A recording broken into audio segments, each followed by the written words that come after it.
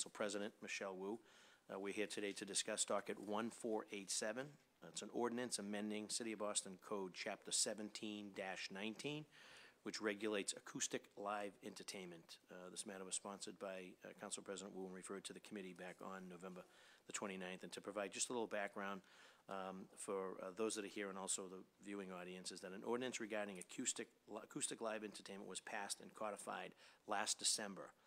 And that's Chapter 19 of the ordinances of 2016.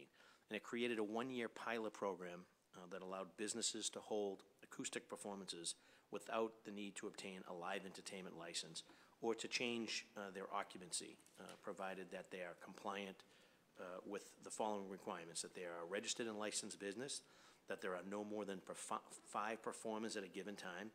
Performances were limited to the hours of 10 a.m. to 10 p.m., no amplification of sound beyond 1 microphone, no food or beverage service if not listed as a licensed food establishment bar, and also the business maintains handicap accessibility. So that ordinance contained a sunset clause, given that it was a pilot program, and that expires on December 31st of 2017. So I know Council President Wu was concerned and want to make sure that we had a hearing on Docket 1487 to amend this ordinance, City of Boston Code Ordinance Chapter 17-19, by striking the sunset clause and making the acoustic live entertainment pilot program regulations permanent. So with that, I'd like to turn it over to the lead sponsor, my colleague and Council President Michelle Wu. We're also joined by City Councilor Tim McCarthy. Thought he was going to bring his guitar with him. And then we'll get into the administration's perspective on it, and then go into public testimony if there's anyone here offering to. Thank you very much. Your vocals. 1 microphone, thank God. And if there's members here from the public that wish to testify, they may come down at that appropriate time as well. So, Chair recognizes Council President Wu. Thank you, Chairman Flaherty, and thank you to both Abby and Chief Burrows who are here, as well as everyone else from the administration that they represent. This was, I just want to reiterate again and again, this was truly a partnership across not just the council with the mayor, because Mayor Walsh was so supportive and really drove this through the 3 initial pilots that we did that were a week, and then a month, and then this longer pilot of 1 whole year. But his leadership also meant that so many agencies across the city were engaged, including arts, including small business and Main Streets, and ISD, and the licensing board, and others. So I'm really proud of the work that we've done. I have continued to hear from residents and businesses and artists that this is a great thing, and they hope it continues, not only continues but expands. I will probably wait until next year to seek changes, to maybe tweak it here and there. Folks have particularly asked me about whether a DJ could be involved, could be included at some point, or other types of, maybe more than just 1 microphone. That's worth a larger conversation, but today I want to make sure that we do talk about the success and make this program permanent. Thank you. Thank you, Councilor Wu. Chair recognizes Councilor Tim McCarthy. Any opening comments on acoustic? I think I cut Councilor Baker off. I thought you were gone. Oh. So. No, that's all right, buddy. I'm good over here. All right, good. The chair sees it. We're also joined by Councilor Frank Baker. I didn't see him. No, I just quickly. This is good government. It really is. We have in District 5. They have 3 Main Street business districts. 2 in particular have several restaurants that utilize this. And when Councilor Wu brought this up, I gleefully talked about the Fairmount Grill. Having the jazz brunch and having acoustic sets on Thursday nights. People love live music, and I think we all know, being in not only in government but participating in our hometowns, we realize that bars and restaurants, it's a big gamble for people to open. And anytime government can step in and help them be better, help them stay open, is a good thing. This to me is a layup, so I'm very excited to be here. Very good. Thank you, Councilor McCarthy. And we're joined here today from administration officials. We got Chief Julie Burrows, the City of Boston's Arts and Culture, and also by Abigail Fioro, the Neighborhood Business Manager. So you guys have the floor if you want to make some introductory comments. Be great. Thank you so much, Councilor. For the record, my name is Julie Burrows. I'm the Chief of Arts and Culture for the City of Boston, and I oversee the Mayor's Office of Arts and Culture. And I did want to say a couple of words about our policy goals for Boston with respect to arts and culture and how this has really tied into and supports those goals. About a year and a half ago, we published a cultural plan for the city of Boston that was deeply informed by public process and community engagement to really understand the challenges and then both opportunities for the cultural life of the city. And we heard very strongly that people are looking for more opportunities to engage in culture in their neighborhoods close to home. They're looking for more opportunities for performers to perform. We are a city of many, many, many musicians and singers, as we all know, and they're looking for more opportunities. We also heard about a widespread lack of space, in particular for the performing arts. We also heard that people wanted to have easier approvals from City Hall. They wanted assistance in getting those approvals they need, and we actually think removing some of those needs for approvals makes it easier for culture to flourish all over the city. To do that, we instituted an artist resource desk, so we have a single point of entry for people to get the help that they need. And I'm really happy to say that we've been able to advise people that they can have performances without needing to get any extra approval. I'm also happy to say that in the pilot year, my office has received no complaints at all about the program. And so we are very enthusiastic supporters of this, and we'd love to see this continue on and make the tweaks that might be necessary in the future. So we really urge you to support this, and we are grateful for your partnership. Thank you. Thank you very much, Chief, and that's great to hear. Abigail, any additional thoughts? Do I have to turn this on? Nope, or? you're Okay. live. My name's Abigail Fury. I'm from the Mayor's Office of Economic Development. We are extremely supportive of this program. It grew out of a small initiative in the neighborhoods that were struggling post the winter of 2015. We started it with the Main Street districts, and it was a very well-received program, raised a lot of goodwill, encouraged a lot more foot traffic in the neighborhoods, and we were asked to do it again, and then we were asked to do it again, and then the City Council took this up and worked on making this the full year pilot last year. We've had a lot of requests for the continuation of it. People have been asking, will this move forward? What happens after the 31st? And we are very excited to be here today and see that this will become a permanent program. So I'd like to thank all my colleagues who worked on this. I want to reiterate what the Councilor Wu and Julie Burrows said about the interrelation or the intersection of all the departments that worked on this and the collaboration, and also for all the different main streets that helped get this off the ground and get it going. So thank you. Very good. And is there any data on how many musicians had signed up, or how many businesses were willing to participate in the pilot?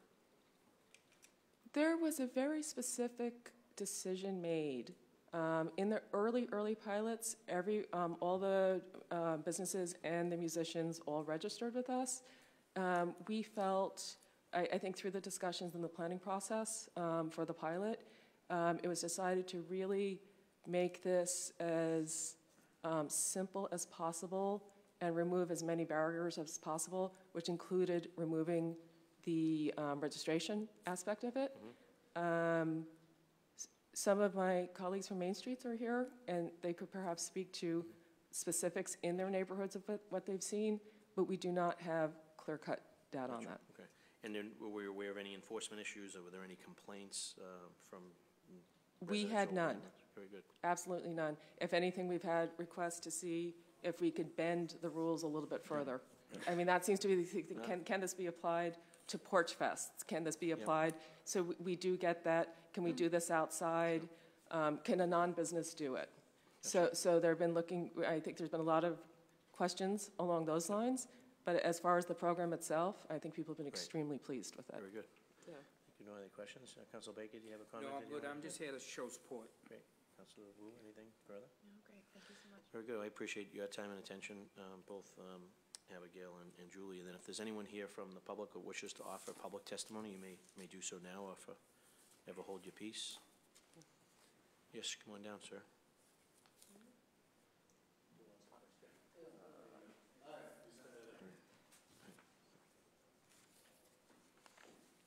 And you have that microphone, yeah, right, you got it?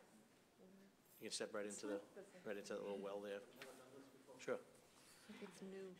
And if you just be kind enough to just give us your name and address and any affiliation that you have, and then you have the floor. Thank you. Thank you, Mr. Chair, Madam President, members of the council. My name is Max Grun. I'm the Executive Director of East Boston Main Streets.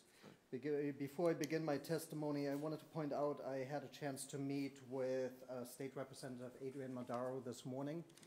He's the representative for East Boston, and he wanted me to convey his thoughts on the matter to you. I quote, "I love acoustic on Main. I believe we have done it very well, and it has been a great benefit to our community. I am in full support of eliminating the sunset clause and making sure that acoustic on Main becomes permanent." Very good. First, let me say emphatically and enthusiastically that East Boston Main Streets, its staff, its board of directors, and its membership of small businesses is absolutely and unambivalently in favor of removing the sunset clause and making acoustic on Main permanent. To quote my colleague Danielle Joseph, Executive Director of West Roxbury Main Streets, who is not able to be here today, extending acoustic on Main and making it permanent is vital to our main streets. It helps to attract a pleasant, vibrant, shop local and shop small experience in our Main Streets districts. And I think she really captures the sentiment that we all from the Main Streets Coalition feel regarding this program. There can be no question that acoustic on Main is an important part of activating our small business districts. It is one of those things that drives customers to participating businesses, increases foot traffic in our neighborhoods, and adds to the vitality and vibrancy of our local shopping districts. There's no doubt that acoustic on Main is not only good for the participating businesses, but also a boon to the adjoining businesses and the artist community. And to be clear, what is good for our local small businesses is good for our neighborhoods. And what is good for our neighborhoods is good for our city. And ultimately, what is good for our city is good for all of us. I would also like to point out that acoustic on Main is more than just an economic driver. At a time when communities are working so hard to activate their sidewalks, be it through outdoor seating, be it through events or promotions, and at a time where Commissioner Evans and Mayor Walsh are so eager for communities to take back their sidewalks by promoting peace walks, acoustic on Main increases foot traffic. It brings the community out, and that is a public safety advantage. Being able for our neighborhoods to take back our sidewalks by having businesses engage with the community, with residents, by providing something that you do not typically see in our neighborhoods, like live music, is absolutely fantastic and essential for the well-being of our neighborhoods. You know, it would be helpful if I started printing my notes because I can't read my own handwriting. Whereas I would like to thank my colleagues from Main Streets and the Main Streets Coalition who are here today. I would also like to point out that for some miscommunications, we weren't aware of this meeting today. I will say that the Main Streets Coalition, which is composed of the 20 Main Streets districts in the city of Boston, has been involved in acoustic on Main from the very beginning, before it even had its fancy name.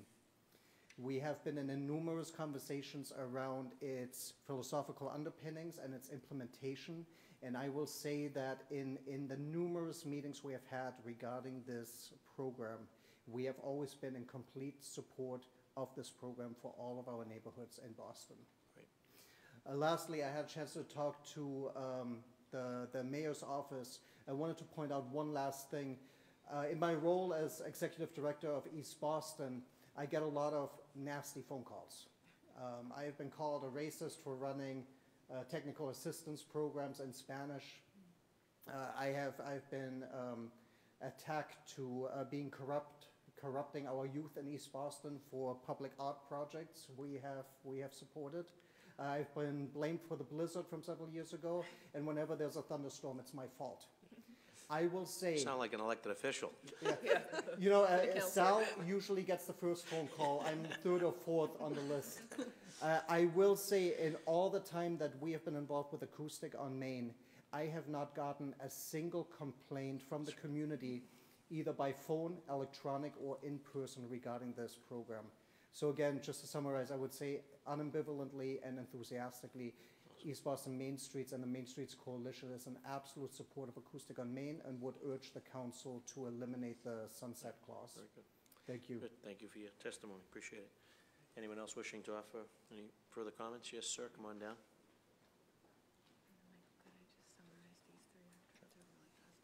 That's why I let him go first. That's good. Yeah, are you going to state your name and address and affiliation Sure. for the record? Hello, my name is Luis Scotto. I'm the Executive Director of Eggleston Square Main Street. Councilman Flaherty, Council President Wu, thank you for your service and happy holidays. I'm here to echo all this, that we at Eggleston Square Main Street are fully in support of taking out the sunset clause.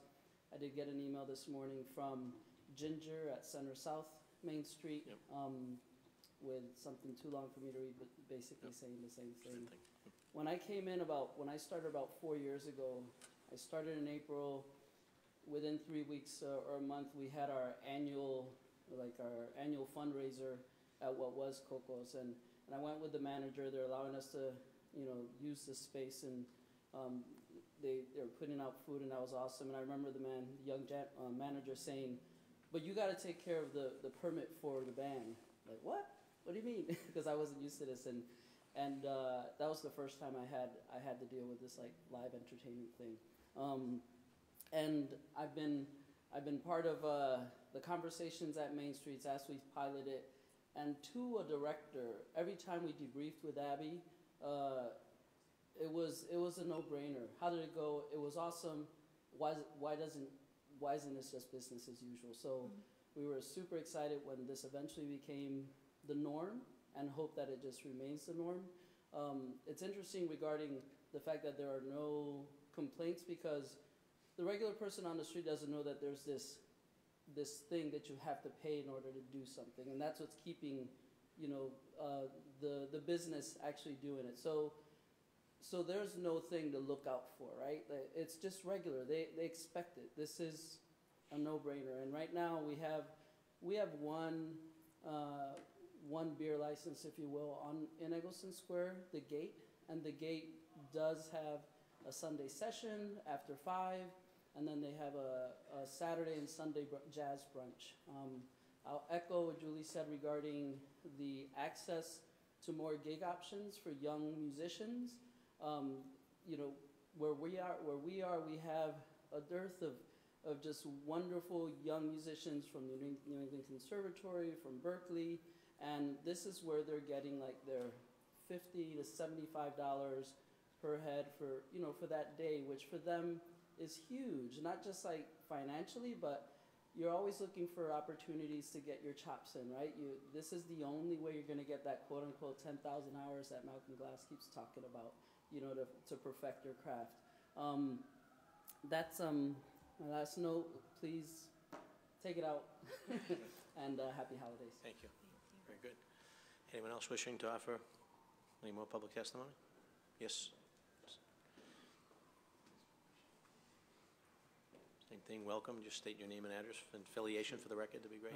Good morning, Chris Parisi. I'm the Vice President of Brighton Main Streets. Okay. And apologize, I don't have a whole lot prepared. I just learned about this hearing this morning. But I would like to echo first, happy holidays, Councilman. Appreciate you giving me the time. Thank you. I'd like to echo what you've already heard today and what you've already seen. I've been the Vice President for about 3 years now, and one of the things we've been trying to bring to the Brighton community are vehicles to help our small businesses gain more traffic, more visibility, and integrate more with the community. We've been doing some free concerts, and those have been great. And one of the things that we've always heard is, why can't we hear more music? Why can't we have more culture, more entertainment, more draw on the main streets? And then along comes acoustic on Main, and we've already seen, bunches of businesses, Devlin's, Briar, Dash, all these small businesses getting in on this, and it's been great. The sidewalks are full. People are having fun, especially during the nice summertime. They're out strolling. They're visiting our small businesses. They're generating revenue, and the business and the community are starting to integrate more. They're becoming more of a gestalt, more of a one. If anything we've heard is, can we do more of this? And can you help us get more of these musicians in? So I think, yeah, the board's behind it, the community's behind it, the small businesses behind it, the residents love it, and it's just a great way to just further bring the community together, show the value of Main Streets, and help us, generate more traffic, get our small businesses up and running, fill our vacancies, and if there's anything we can do to help push this to make this a permanent fixture, it'd be really great, because we've just got tons of volume just waiting to get in on it. And that's all I've got to say. So I really appreciate you going this far. Please keep it going. It's been a tremendous boon to the community and to our Main Streets. Thank you very much. Thank you very much. Thank you for participating. And any further comments? Do we have any other public testimony? Good, that will conclude the public testimony portion. I know, Timmy, any further questions at this point? No, so I had to step out, but, I think I said it as clear as I can. I'm a huge proponent of this. I'm very tight with my Main Street directors, and this has been a great positive around the city, and we'll keep it going, and I'll be at Sunday Jazz Brunch at the Fairmont Grill. If anybody wants to join me. Very good. And then we'll turn it over to the lead sponsor, and she can close it out. But then she has some testimony, maybe public testimony that maybe need to be read into the record. So Chair recognizes Council President Wu. Thank you. I just wanted to quickly thank all the directors and advocates who have been supportive of this as well, and flag 3 others who couldn't be here but had emailed in comments, and I'll just very quickly summarize them. So from Matt Frank, who is from the Fields Corner Main Street, the executive director there, he notes that they have in his district over 35 places where people can eat, and many of these first-generation American first-generation residents who may have language barriers, and only some of these establishments are large enough to have the time and capacity and staff to come to City Hall to seek the formalized permits. So the restaurants that are currently taking part in the program, from Chill on Park with sing-alongs over ice cream to Homestead Cafe for periodic one-off events, are doing really well with this, and they anticipate that growing. As Luis mentioned, Ginger Brown from JP Center South also sent in a note particularly flagging the district's ability through this program to collaborate with JP Honk, the brass band comprised of children and adults. They've also had a concert of 4 to 8-year-old violinists at the local children's clothing store. They've had JP-based musicians, such as Paul Sedgwick, who plays bluegrass on the banjo, or even the Boston Symphony Orchestra, who sent a jazz trio to the holiday stroll on December 2nd as part of the BSO in Residence program and through Acoustic on Main. And finally, again, as Councilor McCarthy mentioned, his district includes Rosendale Village Main Street, and the executive director there, Aliyah Hamada Forrest, sent in a couple notes that through this, RVMS was able to sponsor the Boston Cheese Sellers Sound and Provision series, where they had acoustic music paired with mini cheese and charcuterie platters. RVMS also sponsored an indoor drum circle pop-up with the city's artist in residence, Cornell Coley, as well as live acoustic music during the Birch Street House and Garden trunk shows, and the newest restaurant to the district, 753 South, was able to have live acoustic music on their patio every Wednesday night, summer and fall. So lots of examples of success. We hope to continue growing it, and we know that once the sunset provision is removed, this will be widespread and continue to snowball. So thank you so much for your efforts. Thank you to the mayor and everyone else in the administration, and to my colleagues. Thank you very much, Council President. And so that will conclude today's hearing on docket 1487, Ordinance amending the City of Boston Code, Chapter 17-19, regulating acoustic live entertainment. We'll get a committee report drafted up for the Council President's review, and try to have this matter before the Council for our final formal hearing in 2017, which will be this coming Wednesday, with the hopes of having the full Council pass this ordinance and remove the sunset clause in the interest of the entire city and the feedback that we got today. So appreciate you both taking the opportunity to come down and to offer your comments and suggestions, and hopefully you and your families have a great holiday season. Happy New Year. All right, this committee hearing is adjourned.